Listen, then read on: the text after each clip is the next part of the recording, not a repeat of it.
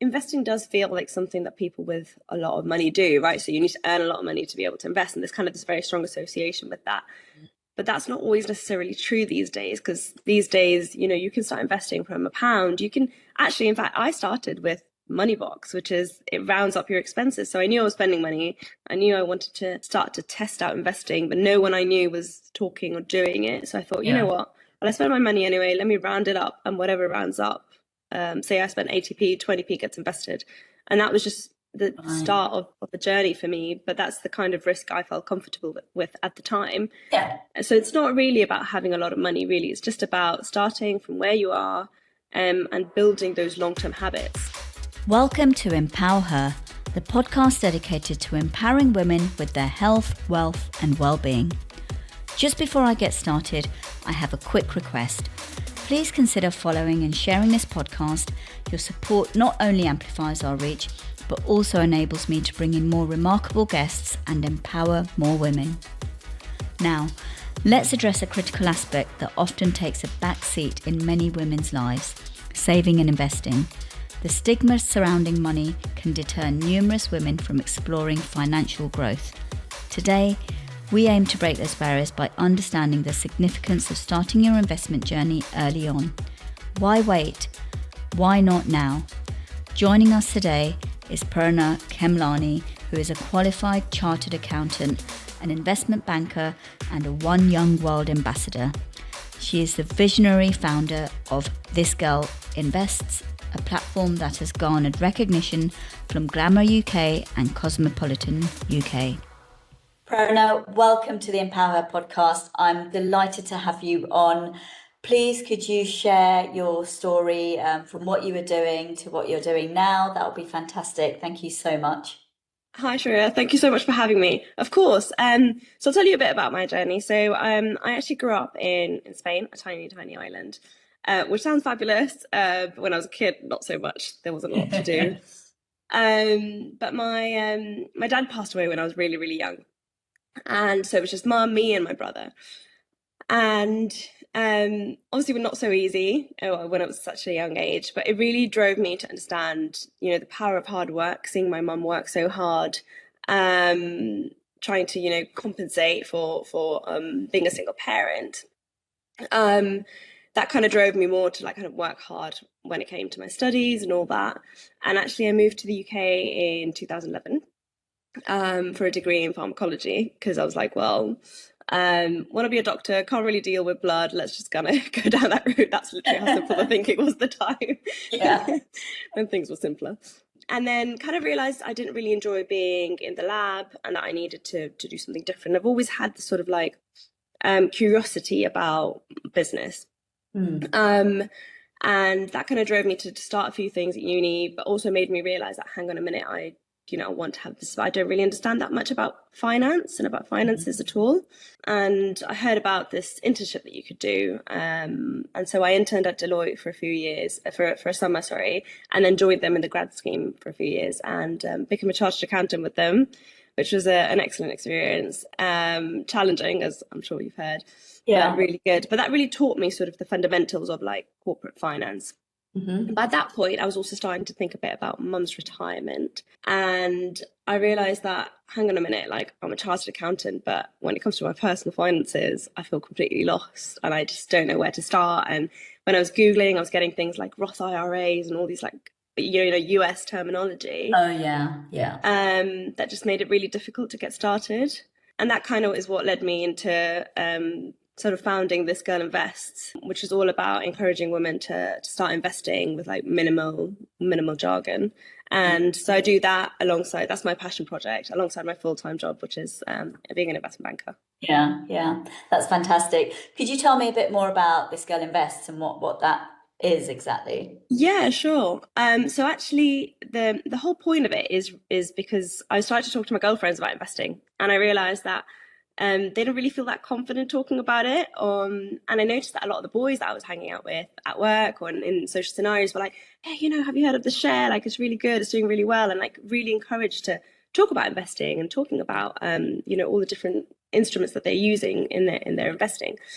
And I realized, hang on a minute, there's a gap here. Like, women should be talking about these things too. And actually, we should be talking about it more importantly because we live longer than men, right? And we earn less, which we can go to that later. Yeah. But there is really a reason why we should be thinking about, having a good emergency fund, thinking about investing in the long term, because we have a lot more gaps in our careers, if that makes sense. We take time off for maternity, we're more likely to take care of aging parents. And so there's loads of phases in our life where we need to be financially secure. And that kind of drove me to just go on Instagram and share a bit about, what I had learned. And explain, what is a bond, what is a share, and that still very much happens. So the whole idea is just to explain investing concepts in a very simple way so that you can then take action from that. And if you Google it, sometimes you get, US or other countries' terminologies, which makes things really confusing. Yeah. So the whole idea is to be like UK specific for now and just explain like all the products that you have available in the UK when it comes to, savings accounts or ISAs and the different types of ISAs that you can use to invest. Yeah, sure. So why do you think that there aren't enough women investing and saving and thinking about money and wealth creation in general? Good question. I think, to be honest, it's not because we're risk averse, because actually, it's not because we're not good investors. We actually are really good investors. There's research that backs that actually, given that we're sensible with risk, which is the number one rule of investing, like do not lose your money. It's not a surprise there. We tend to actually perform really well when we do just start investing. So let's just take it away that we're bad investors or bad with money. That's not true. And that narrative needs to change because actually we're excellent savers and we're excellent investors. We just need to start and be more confident. And so it really is because we tend to feel really like there's a tendency that women are risk averse, as in we are less likely to invest in, shares and take risks with our money. And that just means that sometimes we just don't start. So that's one element of it. I think the other element is, as mentioned, like conversations and like making it a normal thing. Like women tend to feel like they can't ask that question because it's silly. There's no silly question, right? Because we're not taught this in school. We're not taught how to start investing or how to deal with money, all the different terminology that you encounter as an adult. Yeah. So yeah, I think that those two are the main ones. The one is being risk averse, and two is just not talking about it enough and not having that community to be able to feel confident to start. And that's what this Girl Invest was trying to create. Yeah, sure.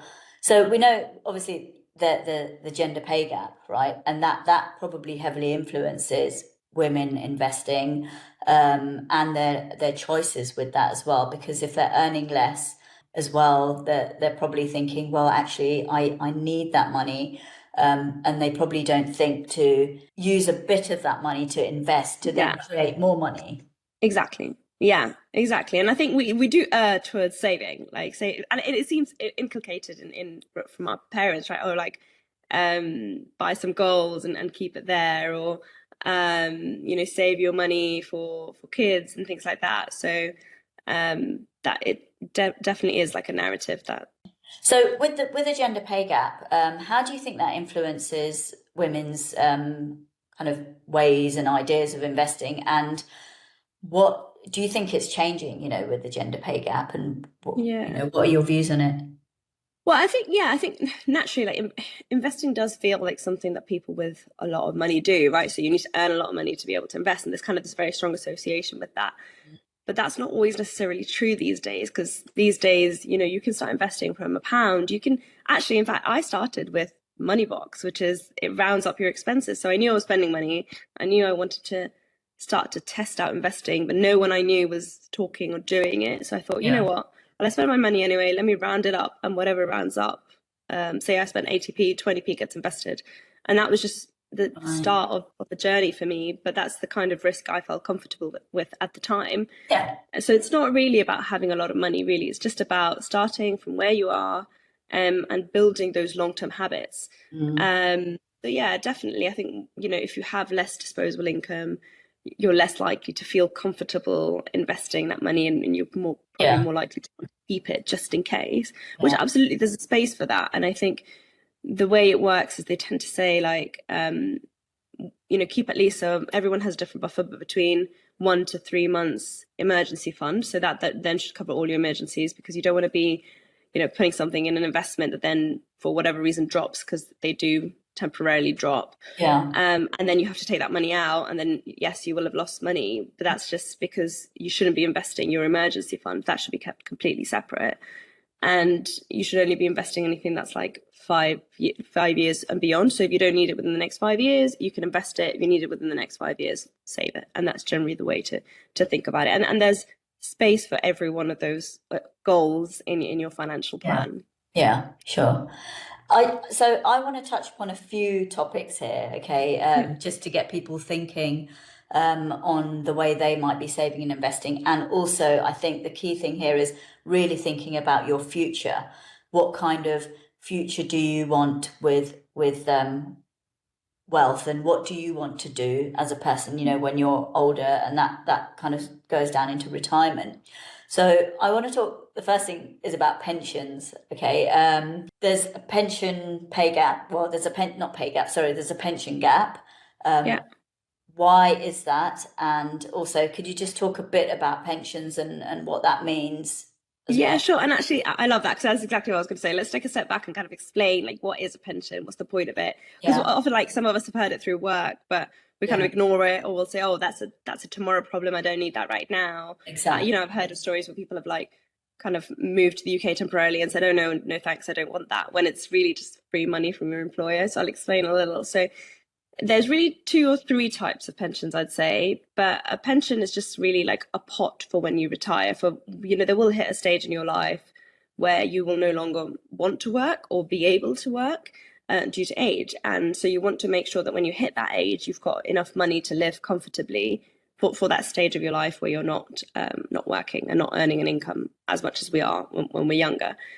And so you do have a state pension, like, you pay your taxes, and your national insurance contributions means that the state, i.e. the government, will give you some sort of pension, but it often is like minimal and will probably not even cover your rent, like very, very minimal. You then have your, employer pensions. These are like pensions that your company will tend to provide for you. And in the past, they weren't obligatory, but these days, the government introduced a rule where now companies need to put at least 8%, including, as in your employer puts in and you put in, a total of 8% into a retirement pot.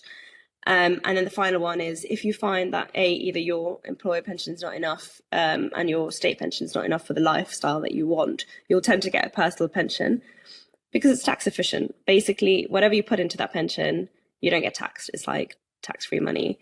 So definitely a tool that we all should be considering. There is power in sort of doing it in the long term, right? Because if you start when you're young, that money will then grow and grow because it's invested. It doesn't generally sit there in cash. That's the other thing.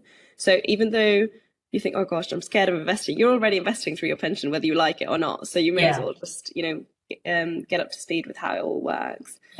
But that's a bit of context on like what is a pension and the different types of pensions that are available.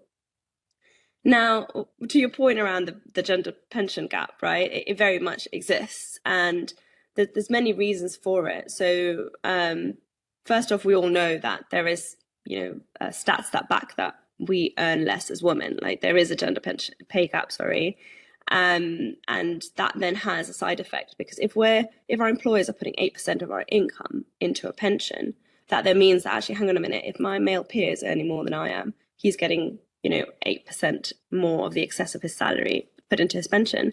So at the end, when we retire, he's going to end up with more money than I am as a woman. And that doesn't really work, because we actually statistically live longer than men.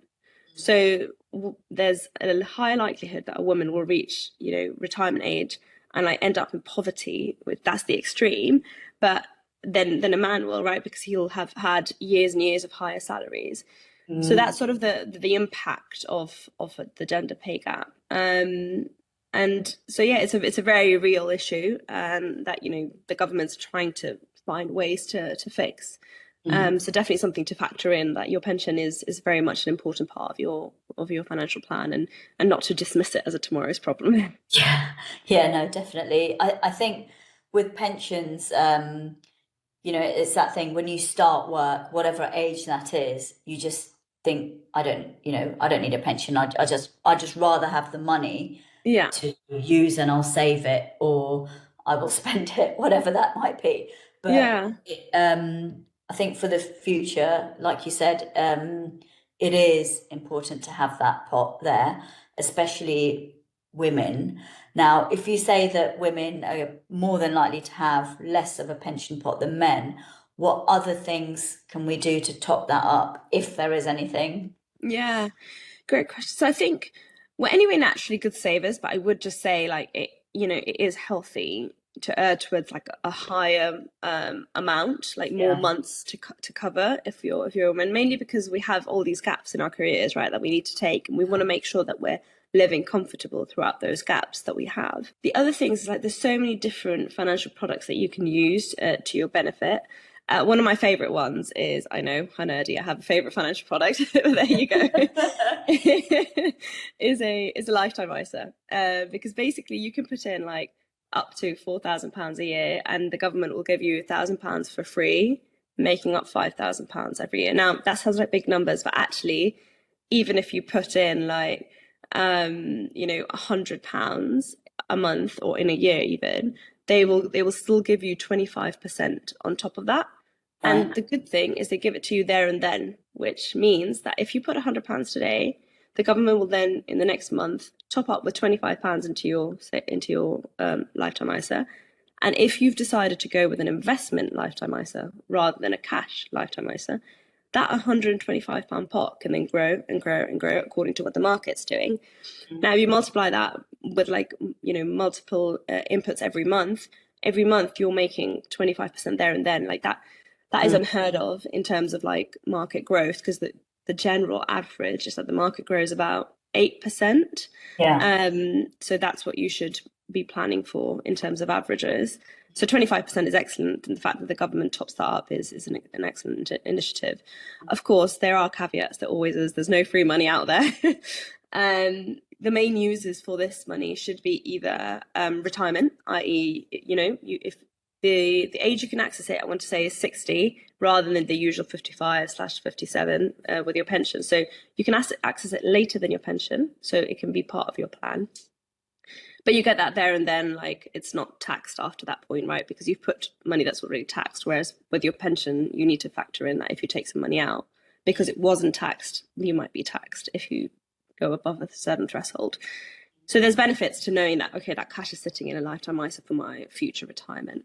But you can also use it for a first house. So if you're a first time buyer and you're in that journey, it's an excellent tool, because they're constantly topping up for your home essentially. So I'd say definitely look into the lifetime ISAs. And then stocks and shares ISAs are great too. They're basically tools that you can use. You basically put money into your stocks and shares ISA, and any gains that you have from that, i.e. the value of your share going up, or any dividend income that you get from that, i.e. any income that you get from your investments, are not taxed. And that's the benefit. And actually, maybe I should take a step back and explain what an ISA is. An ISA is a individual savings allowance or account. And the idea is, if you put money into this ISA, think of it as a little box. Any money that you make inside it, say from interest or from dividend income, any income you make in there will not be taxed. So you're not liable to income tax, you're not liable to capital gains tax. So there is this little savings account, you can think of it, that's tax free. And there is a limit. It's up to 20,000, but per year, which is a lot. So I think you'd be fine to start off there. Yeah, sure. So the next thing I want to talk about is retirement. Okay, so for a lot of people, that's a long time away. And we tend to think, oh, I don't really need to think about that right now, because I'm in my 20s or 30s, and then I'll think about that later, because I don't, I'm nowhere near. Exactly. But what are your views on that? And when should people start thinking about their retirement, and how should they go about thinking about that? I think for everyone's going to be different, right? But they do say, the earlier you start investing, the better. In that, I've read these sites online where it says what's your biggest regret when you're like, what would you tell your younger self? And like a lot of them are like, start investing early, because there's a lot of power to starting early. Because if you think 8% per year on your income when you're younger, it can amount to a lot of money.